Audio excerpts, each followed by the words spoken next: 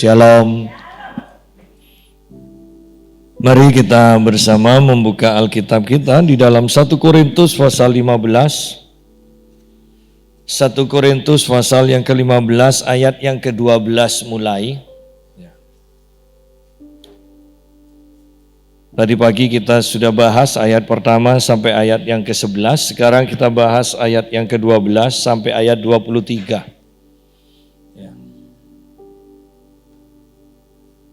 Kebangkitan kita dikatakan. Jadi bila mana kami beritakan bahwa Kristus dibangkitkan dari antara orang mati, bagaimana mungkin ada di antara kamu yang mengatakan bahwa tidak ada kebangkitan orang mati? Kalau tidak ada kebangkitan orang mati, maka Kristus juga tidak dibangkitkan. Tetapi andai kata Kristus tidak dibangkitkan, maka sia-sialah pemberitaan kami dan sia-sialah juga kepercayaan kamu. Lebih daripada itu, kami ternyata berdusta terhadap Allah, karena tentang Dia kami katakan bahwa Allah telah membangkitkan Kristus, padahal Allah tidak membangkitkannya. Kalau andai kata benar bahwa orang mati tidak dibangkitkan. Sebab jika benar orang mati tidak dibangkitkan, maka Kristus juga tidak dibangkitkan. Kita berhenti sampai sini dulu.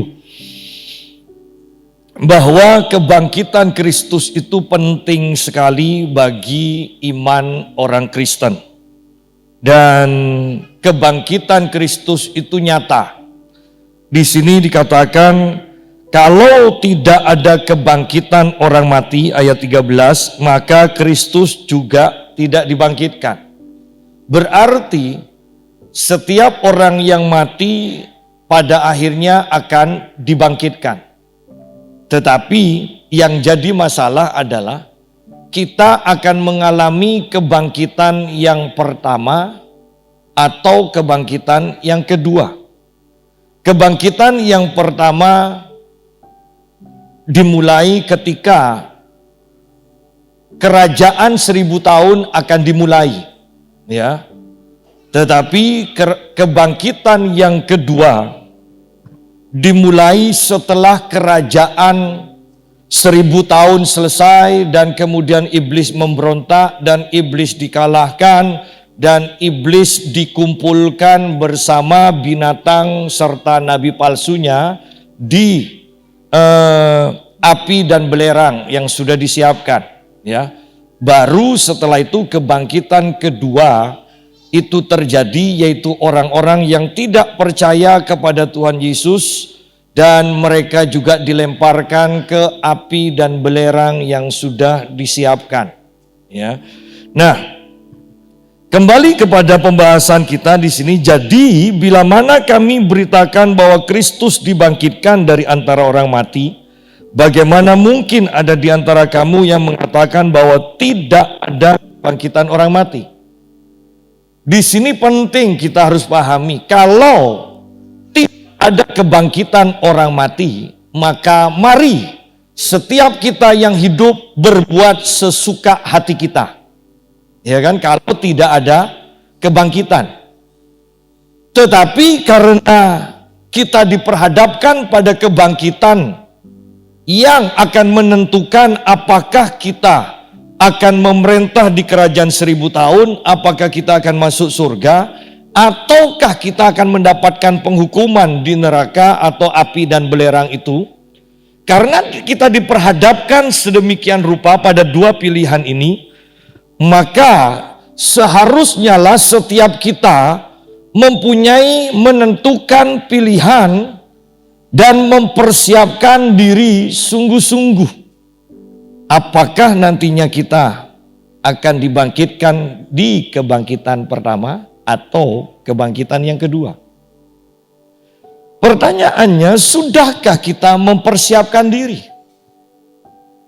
Dan di sini dikatakan, hanya Yesus Kristus yang sudah mengalami mati, dikuburkan dan dibangkitkan dan tidak mati lagi.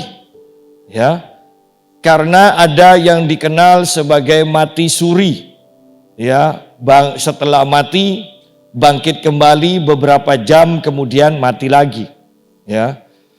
Nah, sidang jemaat, kalau kita perhatikan di sini, sungguh ayat 12 dan 13 ini penting. Jadi bila mana kami beritakan bahwa Kristus dibangkitkan dari antara orang mati, bagaimana mungkin ada di antara kamu yang mengatakan bahwa tidak ada kebangkitan orang mati? Artinya, setiap kita orang percaya seharusnya mempercayai bahwa ada dan pasti ada kebangkitan orang mati. Bahwa setiap kita yang mati juga pasti akan dibangkitkan kembali. Yang jadi masalah, kebangkitan pertama atau kebangkitan yang kedua. Ya. Kalau tidak ada kebangkitan orang mati, maka Kristus juga tidak dibangkitkan. Jelas bahwa Yesus dikatakan dia ini adalah yang sulung. Ayat 23 mengatakan, yang sulung dari antara semua orang mati, dia yang sulung, yang pertama bangkit. Ya. Kalau ada yang pertama berarti ada yang kedua, ada yang ketiga dan seterusnya. Ya. Kalau tidak ada kebangkitan orang mati, maka Kristus juga tidak dibangkitkan.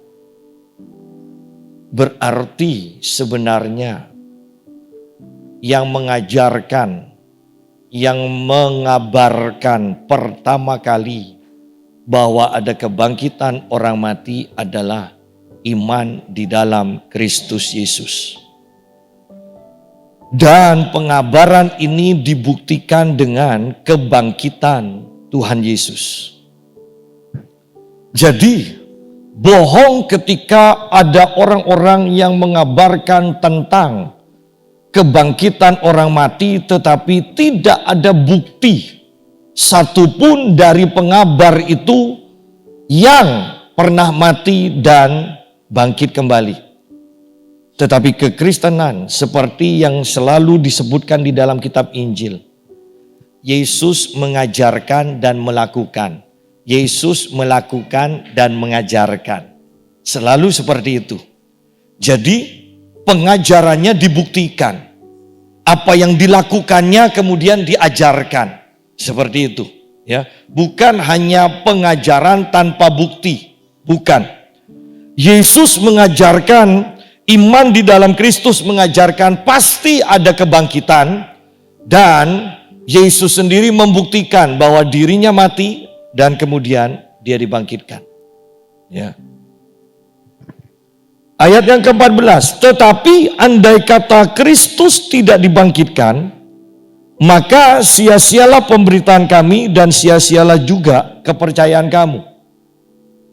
Bahwa kalau Kristus tidak dibangkitkan, dikatakan sia-sia pemberitaan kami. Artinya sia-sia. Paulus itu memberitakan tentang kebangkitan Kristus, sia-sia memberitakan iman di dalam Kristus. Kenapa? Karena di dalam memberitakan iman di dalam Kristus ini, Paulus tidak hanya sekedar mengajar, tetapi Paulus mengalami penderitaan. Paulus dianiaya, Paulus dipenjara, Paulus dipukuli, Paulus dicambuk. Dikatakan bahkan berhadap-hadapan dengan binatang buas, dikatakan. Kalau di dalam pengajaran dari Rebecca Brown, orang yang bergerak di dalam perdukunan, ya, ilmu hitam, bahwa sebenarnya Paulus sedang mengajarkan ketika dia menyebut binatang buas, dia berhadapan dengan manusia jadi-jadian. Artinya bahkan dunia sihir pun melawan, menentang, mau menghancurkan Paulus. Ya, Anda bisa baca di bukunya 3 buku dari Rebecca Brown bagus tentang dunia sihir, tentang okultisme. Ya, nah, jadi di sini dikatakan, kalau dengan bahasa saya, kalau memang Kristus tidak dibangkitkan, untuk apa aku sampai menderita sedemikian rupa? Aku rela penjarakan, rela dicambuk, rela kelaparan, rela ditelanjangi, rela diombang-ambingkan di lautan, rela tidak mempunyai istri. Karena semangatnya Paulus untuk memberitakan Kristus, dia tidak memikirkan untuk mempunyai istri. Ya. Kalau memang Kristus tidak dibangkitkan, dikatakan, maka semua penderitaanku itu sia-sia. Dan lebih daripada itu dikatakan, dan sia-sialah juga kepercayaanmu. Sia-sia. Untuk apa kita ibadah seperti ini kalau memang Kristus tidak dibangkitkan? Bahwa kita beribadah bukan mempersiapkan kita untuk mati, tetapi kita beribadah untuk mempersiapkan kita menghadapi kebangkitan itu.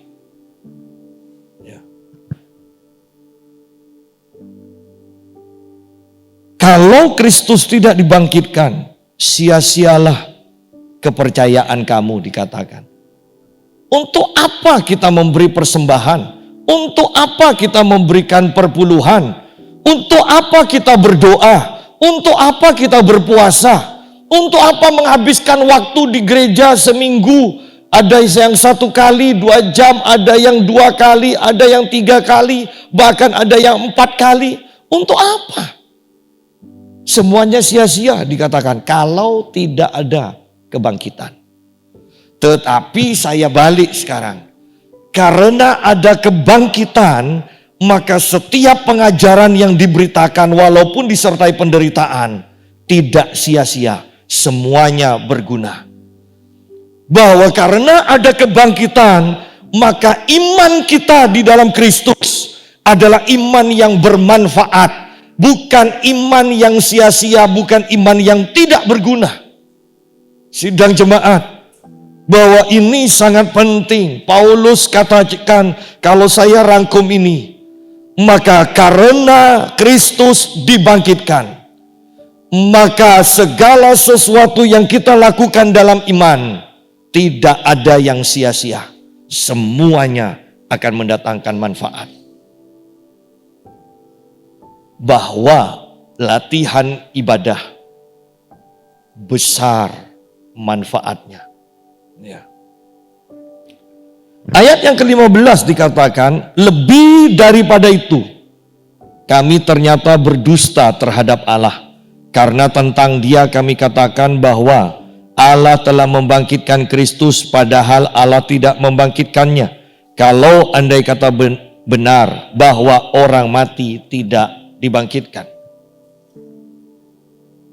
Bahwa kalau Paulus mengabarkan Yesus dibangkitkan sedangkan ternyata Allah tidak membangkitkan, maka dikatakan Paulus berdusta terhadap Allah.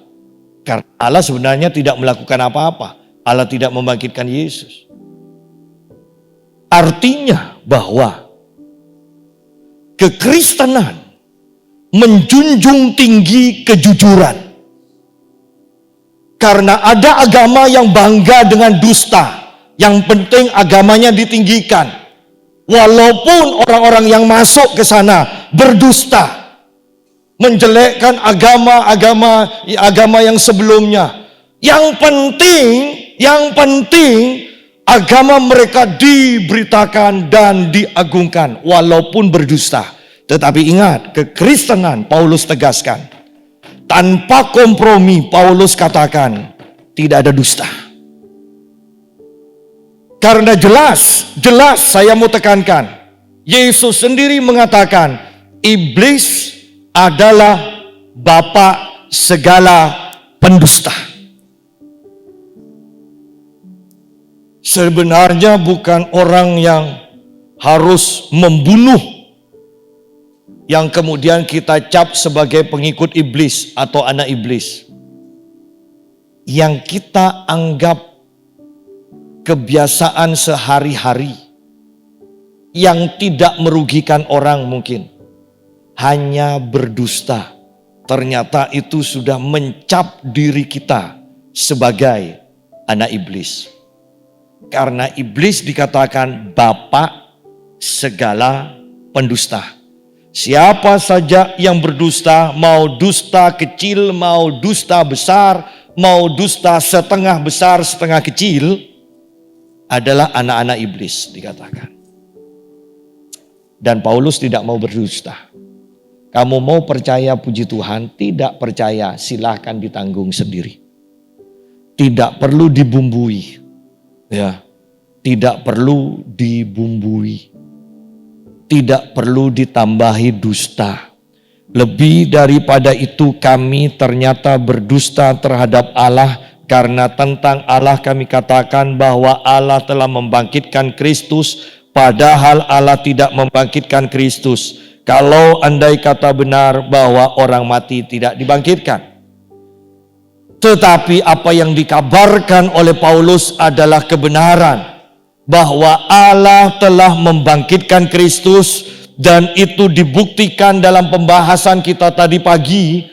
Ketika Yesus bangkit, dia memperlihatkan dirinya kepada 12 rasul. Setelah itu dia memperlihatkan dirinya kepada 500 orang. Kemudian dia memperlihatkan dirinya kepada Yakobus, saudara Yesus yang tidak percaya. Dan ditambah dengan rasul-rasul yang lain yang ditambahkan setelah 12 rasul itu. Kemudian yang paling frontal adalah Yesus menampakkan diri kepada Paulus, di mana tidak mungkin, kalau ini bukan kenyataan, tidak mungkin Paulus mau berdusta atau mau mengatakan Yesus bangkit. Karena dia memusuhi Yesus. Kalau Yesus tidak memperlihatkan dirinya, maka Paulus tetap dengan keyakinannya. Dia memusuhi Yesus, dia akan membunuh semua pengikut Yesus. Bayangkan dari orang yang memusuhi ini, sekarang dia menjadi saksi. Dari orang yang awalnya menolak kebangkitan Kristus, tidak mengakui kebangkitan Kristus, sekarang justru menjadi orang yang menjadi saksi paling kuat bahwa Yesus dibangkitkan. Jadi kebangkitan Kristus sebenarnya tidak bisa dipungkiri oleh semua orang, kecuali demi kepentingan perkumpulan mereka, demi kepentingan agama mereka, demi perkumpulan keuangan mereka. Ya. Bahkan orang-orang Yahudi tidak mengakui dan tetap tidak mengakui bahwa Yesus sudah bangkit. Mereka berbohong, para pemimpin agama Yahudi berbohong. Demi apa? Demi pengikut mereka. Jangan sampai pengikut mereka meninggalkan mereka. Demi keuangan mereka, jangan sampai keuangan mereka itu dialihkan kepada penginjilan. Mereka rela berbohong. Tetapi ingat di sini, Paulus menjadi saksi yang sangat kuat. Karena kalau Yesus tidak sungguh-sungguh hidup, orang yang pasti tidak akan berubah dan tidak akan berani dan tidak akan pernah mengatakan Yesus bangkit adalah Paulus. Tetapi setelah Yesus membuktikan dirinya bangkit, Paulus bahkan mengatakan, mengalami apapun juga itu adalah penderitaan ringan bagi Paulus. Itu sangat luar biasa. Sebab jika benar orang mati tidak dibangkitkan, maka Kristus juga tidak dibangkitkan. Anda harus berjaga-jaga dengan hal ini. Kalau dibalik, karena Kristus dibangkitkan berarti ada kebangkitan. Dan kalau ada kebangkitan berarti setiap kita, setiap orang harus mempertanggungjawabkan apa yang dikatakan, apa yang dikerjakannya selagi kita hidup sekarang ini. Sebenarnya itu, bahwa ketika kebangkitan Kristus diberitakan, sebenarnya juga mengingatkan kita, hati-hati dengan hidupmu sekarang, karena kita harus mempertanggungjawabkannya. Karena ketika kita mati tidak berarti semuanya selesai. Karena pasti ada kebangkitan untuk meminta pertanggungan jawab. Ya. Ayat 17. Dan jika Kristus tidak dibangkitkan, maka sia-sialah kepercayaan kamu dan kamu masih hidup di dalam dosamu. Kalau Yesus hanya mati dan dikuburkan, maka kita tidak pernah menjadi orang yang benar. Ya. Karena di dalam 1 Korintus pasal 15 ayat yang ketiga dikatakan, sebab yang sangat penting telah kusampaikan kepadamu, yaitu apa yang telah kuterima sendiri, ialah bahwa Kristus telah mati karena dosa-dosa kita. Kematian Kristus untuk menanggung dosa kita, untuk menghapuskan dosa kita. Tetapi kebangkitan Kristus untuk membenarkan kita dan menjadi kebenaran kita. Bukan hanya membenarkan, tetapi roh kebenaran itu disuruh diperintahkan untuk masuk ke dalam kita, sehingga karena di dalam kita, awalnya di dalam kita ada dosa, sekarang dosa dihapuskan, sekarang ada roh kebenaran. Sehingga dengan kebangkitan Kristus kita harus menyadari diri kita adalah orang benar. Sangat mengerikan karena banyak gereja masih mengajarkan, mengingatkan bahwa kita ini hanyalah orang berdosa. Berarti mereka mengingkari karya dari Yesus yang dibangkitkan untuk membenarkan kita. Kristus dibangkitkan untuk membenarkan kita. Jadi sekarang kita yang percaya kepada Yesus yang dibangkitkan adalah orang benar, bukan orang berdosa. Dosa kita dihapuskan. Yesus mati satu kali untuk selama-lamanya.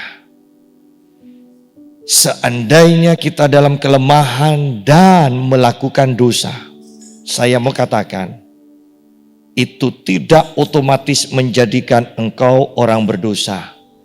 Engkau tetap orang benar yang melakukan dosa, melakukan kesalahan. Bukan orang berdosa yang melakukan dosa. Orang benar yang melakukan dosa.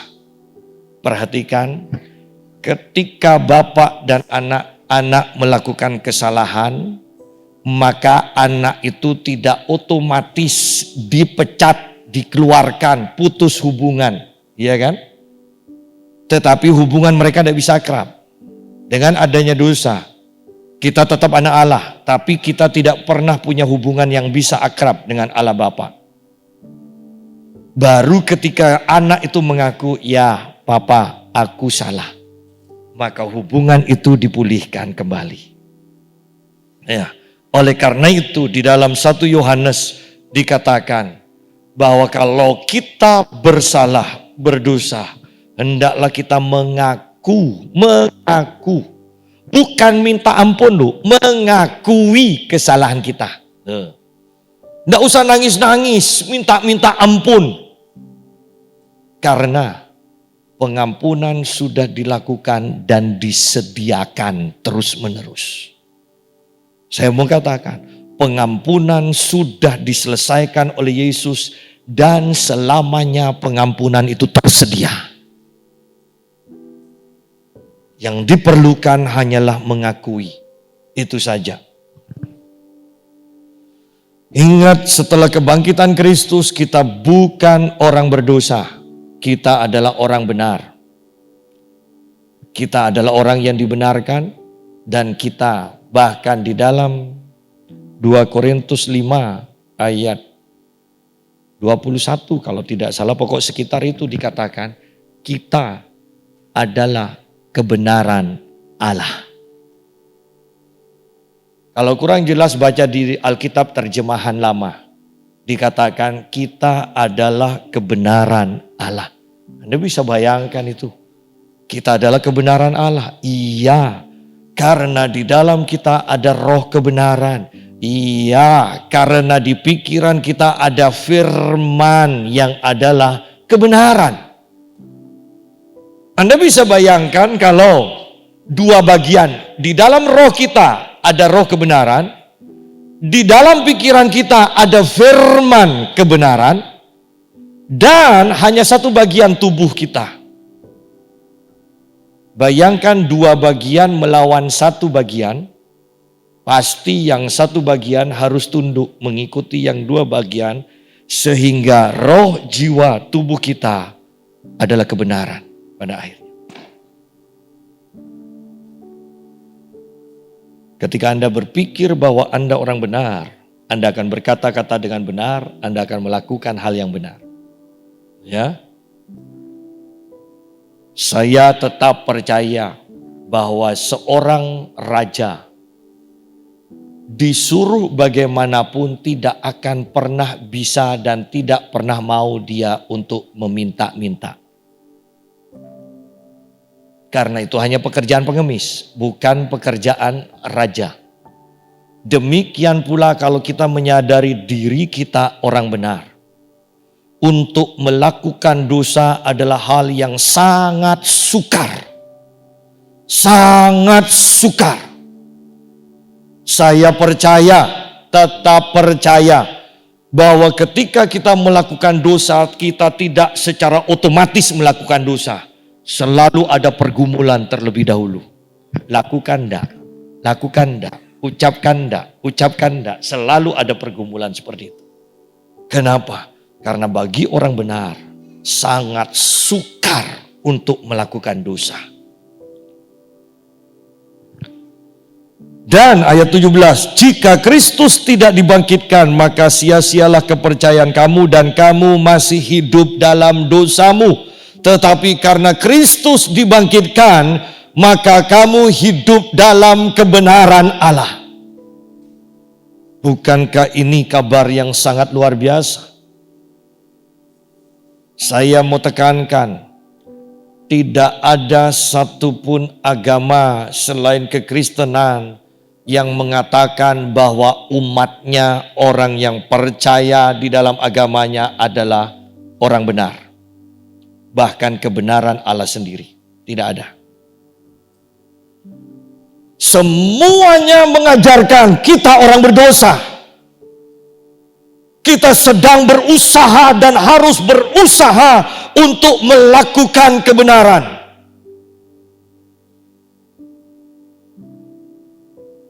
Seorang hamba Tuhan mengatakan, jangan selalu mengatakan bekerja untuk Tuhan dikatakan. Karena itu adalah pekerjaan yang berat. Ya. Sama seperti Dilan katakan itu berat. Ya, itu berat. Tetapi katakan dan harus dipahami, bekerja di dalam Tuhan. Maka itu menjadi pekerjaan yang ringan. Bekerja di dalam Tuhan. Bukan bekerja untuk Tuhan. Kristus di dalam kita, kita di dalam Kristus. Maka apa yang kita kerjakan itu menjadi hal yang mudah. Ayat 18, demikianlah binasa juga orang-orang yang mati dalam Kristus kalau Kristus tidak dibangkitkan. Berarti dari ayat ini, mau agama apapun, harus ada satu orang yang benar-benar mati dan bangkit, supaya yang lain bisa menyusul mengikuti dia. Ya. Saya percaya Anda akan merasa aman, lebih tenang, lebih yakin mengikuti seseorang ke satu tujuan yang sudah pernah dia tuju, dia datangi. Daripada sama-sama tidak tahu. Ya kalau perjalanannya hanya dari ujung Trunojoyo sampai Trunojoyo. Kalau Anda dilepas di hutan Amazon, ya, Anda harus mencari orang Amazon yang mengetahui sungguh-sungguh wilayah itu. Dan saya mau katakan, tidak ada satupun tokoh agama yang pernah sampai ke surga. Tetapi Yesus mengatakan, aku turun dari surga ke bumi dan aku akan naik kembali ke surga. Dan setelah aku mempersiapkan tempat bagimu, aku akan turun lagi untuk menjemput engkau dan membawa engkau naik ke surga. Bukankah itu menjadi hal yang biasa bagi Tuhan? Bukan sesuatu yang sukar. Seandainya ada tokoh agama yang mengatakan, aku akan pimpin engkau ke surga. Pertanyaannya, surga milik siapa? Saya bisa menunjukkan rumah dari Pak Indra. Tetapi yang bisa membawa engkau masuk ke rumah Pak Indra sampai ke kamar-kamarnya. Dan bahkan mungkin menyediakan kamar untuk engkau tidur hanya Pak Indra. Perhatikan. Banyak orang yang kepedean mau menunjukkan caranya sampai ke surga. Tetapi kan sangat mengenaskan kalau sampai di pintu surga kita tidak punya hak untuk masuk.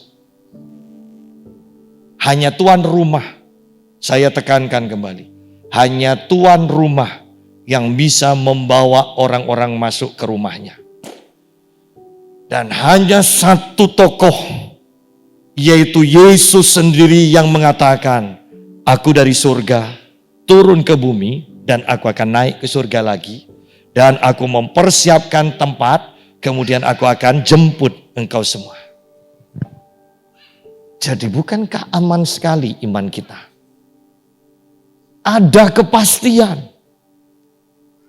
Kita bukan sedang mencari-cari, tetapi kita hanya ikut orang yang sudah atau Allah yang sudah sampai ke tempat itu. Ya. Dan luar biasanya, masalah keselamatan, masalah masuk surga, hanya kita sendiri yang berani mengatakan, pasti masuk surga. Coba Anda tanya dari agama lain, moga-moga. Moga-moga. Ya. Selalu moga-moga. Dan mereka tidak berani menjanjikan ya dan amin. Ya. Ayat yang ke-19. Jikalau kita hanya dalam hidup ini saja menaruh pengharapan pada Kristus, maka kita adalah orang-orang yang paling malang, perlu dikasihani, terjemahan lain, dari segala manusia. Tetapi yang benar ialah bahwa Kristus telah dibangkitkan dari antara orang mati sebagai yang sulung dari orang-orang yang telah meninggal. Yesus adalah yang sulung, yang bangkit. Berarti ada yang akan mengikuti. Nah, kalau ada kata sulung, berarti yang mengikuti bukan orang luar. Kata sulung berarti ini masalah keluarga. Ya. Sulung berarti selanjutnya ada adik-adiknya. Alkitab kita mengatakan bahwa kita adalah saudara. Alkitab mengatakan kita adalah anak-anak angkat dari Allah. Yesus sendiri mengakui bahwa kita adalah saudara-saudaranya. Anda bisa baca itu. Ya. Jadi Yesus yang sulung, saudara tertua kita sudah bangkit, maka kita sebagai adik-adiknya akan bangkit juga mengikutinya.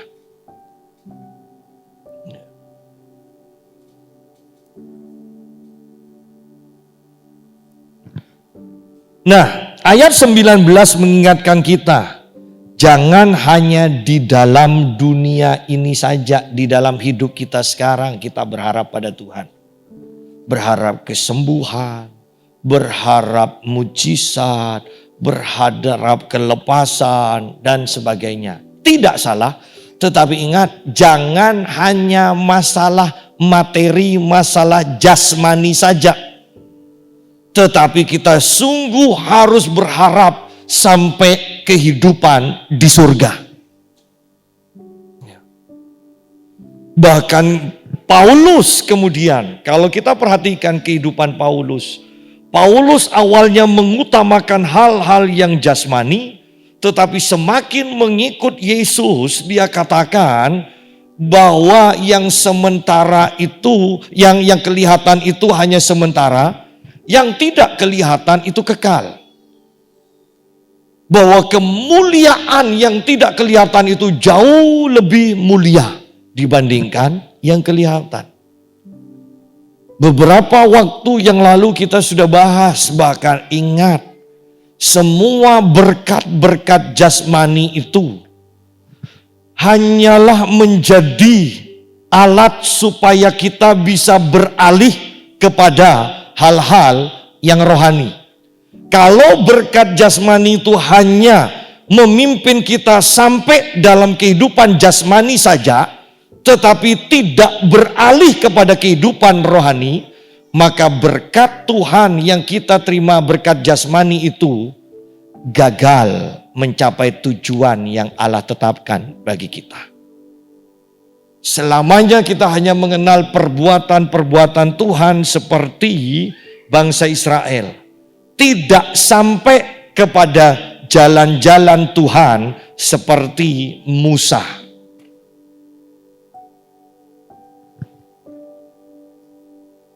Ayat yang ke-21, sebab sama seperti maut datang karena satu orang manusia, demikian juga kebangkitan orang mati datang karena satu orang manusia.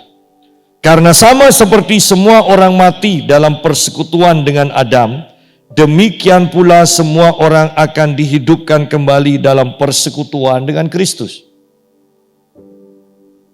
Heran ya, semua orang mengakui, semua orang, bahwa kita ini berdosa karena Adam berbuat dosa. Manusia pertama berbuat dosa. Tetapi sayangnya tidak semua orang percaya bahwa ada satu pribadi, yaitu Yesus yang hidup dan bangkit, yang kalau kita bersekutu dengan dia juga akan mengalami kehidupan dan kebangkitan.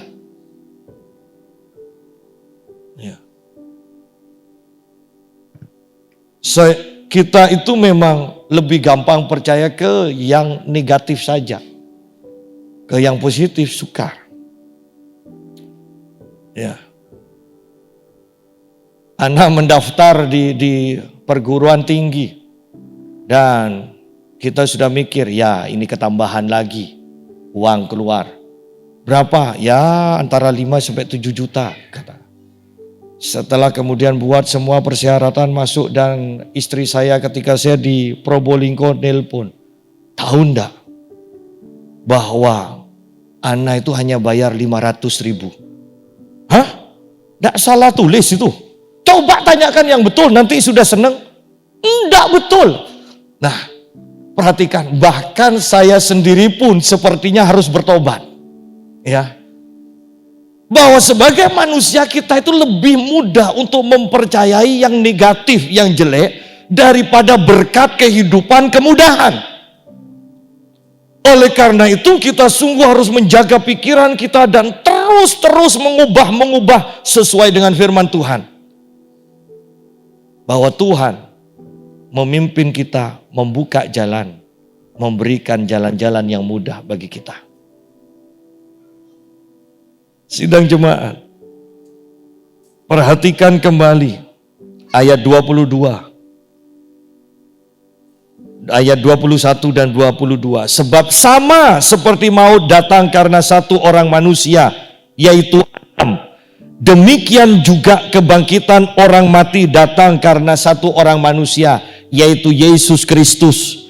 Karena sama seperti semua orang mati dalam persekutuan dengan Adam, demikian pula semua orang akan dihidupkan kembali dalam persekutuan dengan Kristus. Bukan sekedar percaya kepada Kristus, tetapi ingat di sini hubungan persekutuan. Kristus hidup di dalam kita, kita hidup di dalam Kristus. Kristus bangkit, kita bangkit. Kristus naik ke surga, kita naik ke surga juga.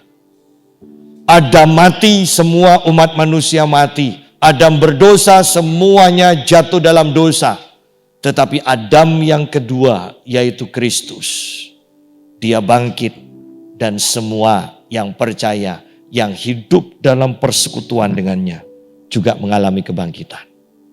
Ya, sangat luar biasa. Ayat 23. Tetapi tiap-tiap orang menurut urutannya. Kristus sebagai buah sulung, sesudah itu mereka yang menjadi miliknya pada waktu kedatangannya. Bukankah sangat luar biasa? Sudah ada yang sulung, selanjutnya kita, adik-adiknya. Ya, ayat 24 dan seterusnya ini berbicara tentang hal yang terjadi setelah kerajaan 1000 tahun. Ya, bahwa kita dibangkitkan, kita naik ke surga sebelum kerajaan 1000 tahun. Karena dalam kerajaan 1000 tahun nanti, kita bersama Kristus akan memerintah. Berarti ada orang-orang kemungkinan yang akan lolos dari segala bencana di muka bumi dan masuk ke dalam kerajaan 1000 tahun. Ya. Di dalam kerajaan 1000 tahun, kita yang memerintah. Setelah kerajaan 1000 tahun, iblis akan dilepaskan lagi dan menghasut. Dan saya mau katakan, kita yang hidup di dalam Kristus yang sudah dibangkitkan pertama, tidak mungkin bisa dihasut oleh iblis untuk melawan Yesus Kristus. Yang bisa dihasut itu berbicara tentang Gog Magog. Adalah orang yang selama kerajaan 1000 tahun bisa masuk dan beranak cucu. Di sana sebenarnya kita akan masuk ke dalam pelajaran akhir zaman. Di sana Tuhan mau membuktikan manusia dikasih kehidupan yang tentram, yang berkecukupan pun tanpa iman dalam Kristus tetap mau dikasih semua yang baik, mereka tetap akan memberontak kepada Tuhan. Oleh karena itu bukan karena kita baik, tetapi karena iman di dalam Kristus. Itu yang membuat kita setia. Kiranya Tuhan memberkati kita semua di hari Paskah ini, dan kuasa kebangkitan Kristus akan bekerja dengan kuat di dalam kehidupan kita semua.